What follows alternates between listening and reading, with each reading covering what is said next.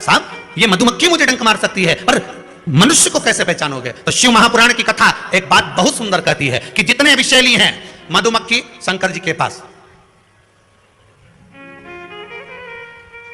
शिव जी का नाम एक धूमवान है।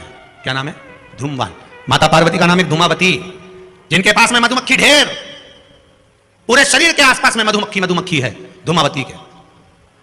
शिव जी के गले में सर्प, वो भी विषैला, कानों में बिच्छू, वो भी विषैला। हम कैसे पहचानेंगे कि ये व्यक्ति विषैला है, ये हमको धोखा देगा, ये कपट करेगा, ये छल करेगा, ये झूठ बोलेगा, ये प्रपंच करेगा? कैसे पहचानेंगे? शिव महापुराण की कथा कहती है हमें पहचानना नहीं है। सांप डसेगा ये उसका काम है, मधुमक्खी काटेगी, डंक मारेगी, ये उसका काम है, बिच्छू डंक मारेगा, ये उसका काम है, और मनुष्य हमको छलेगा, झूठ बोलेगा, कपट करेगा, हमारे साथ धोखा करेगा, ये उसका काम है। पर एक बात याद रखना, सांप का जहर उतारने वाले का नंबर अपने पास रख लो। काटेगा तुरंत उसके पास पहुंच जाना, फोन लगा के मैं आ रहा हूं, काट खाया। बिच्छू काटे, बिच्छू वाले का नंबर अपने पास रख लो, जैसे काटे तुरंत उसके पास पहुंच जा। मधुमक्खी काटे तुरंत उसके पास पहुंच जा। उसी तरह मनुष्य जब काटे तो श्री शिवाय नमस्तुभ्यम मंत्र याद रखना, बस जहर उतर जाए। शिव है, औघड़ी है, दयालु है, दातार है, कृपा का सागर है। महाराज ऐसा कोई कार्य नहीं जो बाबा नहीं करता। एक बात अपने ध्यान में रखिएगा, जिस समय पर आपको लगे कि कोई समस्या बहुत बड़ी आके खड़ी हो गई है, और बहुत बड़ी समस्या, और आपकी दृष्टि में लग रहा है कि आपको ये समस्या बहुत बड़ी है, आपकी दृष्टि में आपको ऐसा महसूस हो रहा है कि ये समस्या बहुत बड़ी है और इसका कोई हल नहीं निकल रहा, सब जगह से होकर आ गए, हर जगह जाकर निवेदन कर लिया, विनती कर ली, और वो समस्या आपको लगता है कि बहुत बड़ी है, तो शिव महापुराण की कथा कहती है, महाराज बेलपत्री के पेड़ के नीचे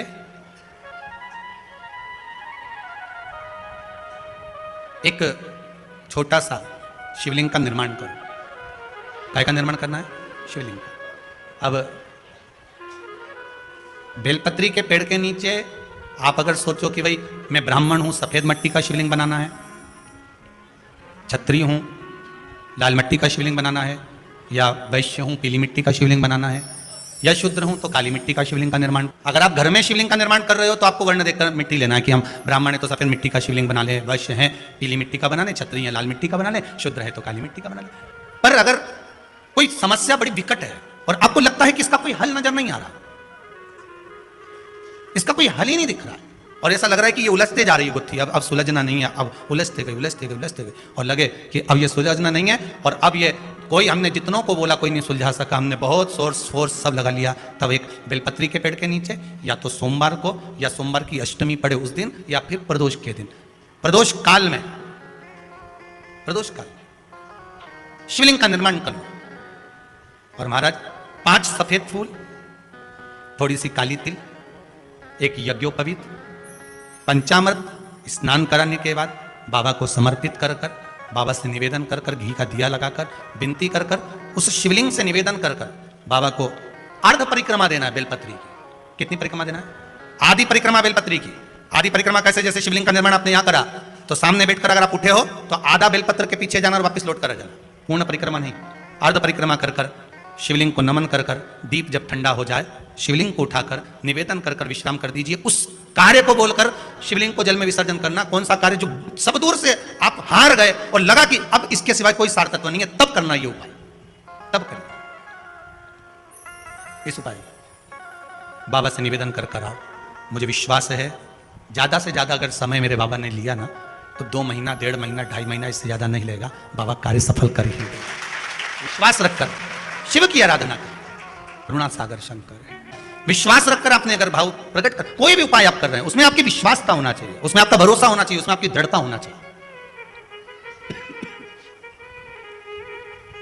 और यदि विश्वास प्रबल है, प्रेम जब अनंत हो गया, रोम रोम संत हो गया। विश्वास जब दृढ़ होता है तब भगवान मिलता जरूर है। आपका भरोसा अगर दृढ़ है, शिव महापुराण में वृंदा का चरित्र आता है।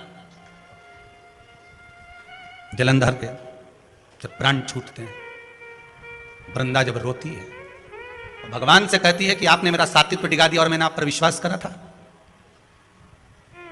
भगवान विष्णु ने कहा था कि वृंदा के पति को मारना है, तो शंकर भगवान कहते हैं शिव महापुराण में, मैं वृंदा के पति को नहीं मार सकता क्योंकि वो सात्वित्ववान है, उसकी सात्वित्वता की प्रखरता है।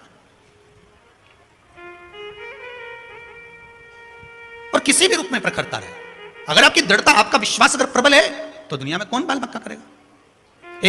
एक माता जी की आदत थी, वो सुबह से उठती थी और जम जम के दरवाजा खोल के चिल्लाना चालू कर देती थी, आरा जय हो भोलेनाथ, जय हो कुबेर भंडारी, जय हो महाकाल राजा, जय हो विश्वनाथ। ओम नमः शिवाय। दोस्तों, अष्टमी तिथि के दिन या तो प्रदोष के दिन या आप ये मासिक शिवरात्रि के भी दिन कर सकती हैं।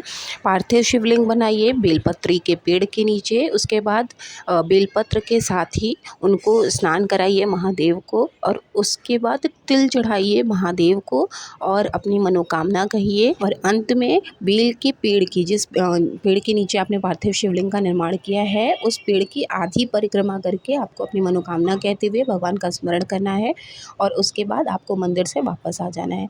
बस इतना ही उपाय करने के बाद आपको अपनी मनोकामना पूरी हो जाएगी आपकी, इसमें कोई संदेह नहीं है। बस आप अपने मन के अंदर विश्वास बनाए रखिएगा।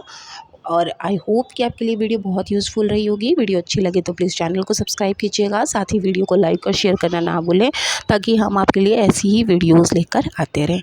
मिलते हैं नेक्स्ट वीडियो में, तब तक के लिए ओम नमः शिवाय, जय माता दी।